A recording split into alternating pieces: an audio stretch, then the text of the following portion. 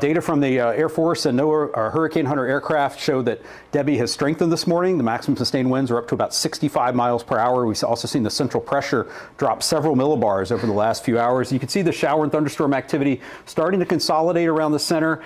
Some signs and radar imagery that it's starting to try and develop an eye wall, and that will be the key for Debby to go on and intensify, perhaps even rapidly strengthen before it makes landfall along the Florida Big Bend coast tomorrow.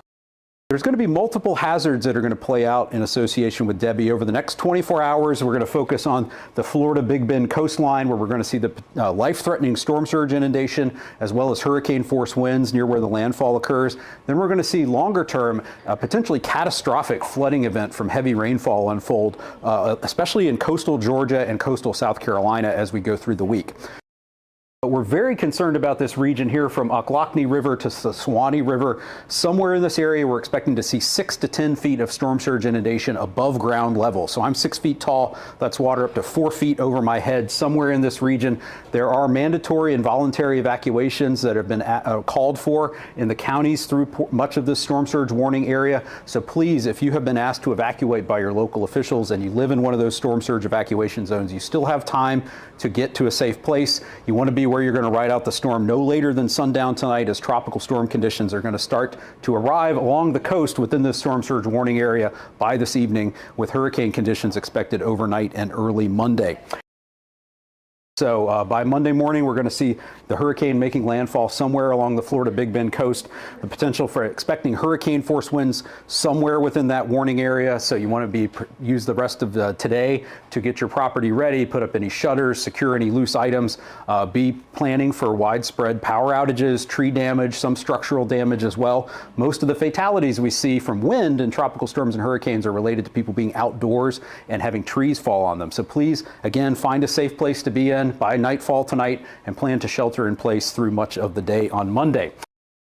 We are very confident we're going to have a slow-moving system that's going to result in multiple days of very, very heavy rainfall. We also could see tropical storm conditions along the coast of Georgia and the South Carolina coast up to South Santee River within the next 48 hours, where we have a tropical storm watch in effect there.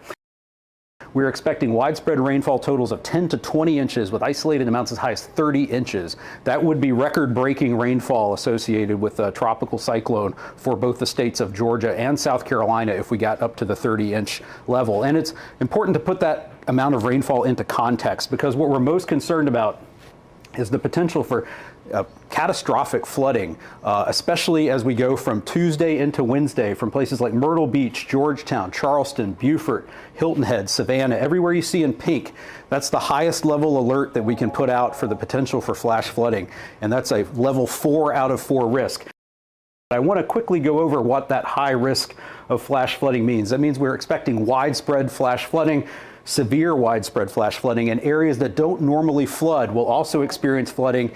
And these high-risk days are where we see the majority of property damage and a large portion of the loss of life due to freshwater flooding, which has been the biggest killer in tropical storms and hurricanes in the United States over the last 10 years. So this is a very serious situation. You're going to want to pay attention to any flood watches or warnings that are issued, and be prepared to move to higher ground as we go through the week. We just had a tornado watch issued for much of the Florida Peninsula, from the Fort Myers area up through Tampa, Orlando, including Jacksonville and Tallahassee. This watch will be in effect until 8 p.m. tonight. As we get the daytime heating, we're going to see the showers and thunderstorms associated with the rain bands on the east side of Debby become more intense, and we'll see what can usually be quick forming tornadoes occur. So again, have multiple ways to get warning information through a NOAA weather radio, apps on your smartphone, and wireless emergency alerts. Early Monday morning in the Florida Big Bend region, we're expecting heavy rainfall resulting in considerable flooding impacts from the Florida Big Bend region through southeast Georgia and coastal plain of the Carolinas through Friday. And we could see potentially historic heavy rainfall amounts across southeast Georgia and South Carolina, resulting in possibly catastrophic flooding and significant river flooding through the week. There's the danger of life-threatening storm surge along the Florida Big Bend coast. We are expecting to see 6 to 10 feet of inundation above ground level within portions of that storm surge warning area between Ocklawahnee River and Suwannee River on Monday. So residents in those areas, please heed any evacuation advice you've been given by your local officials. We're expecting hurricane conditions within that hurricane warning area, also extending inland. So be prepared for power outages, prepare to protect your property and gather up any items outside that might become projectiles in strong winds, and be prepared again to shelter in place within those storm surge and hurricane warning areas in a safe place by nightfall tonight.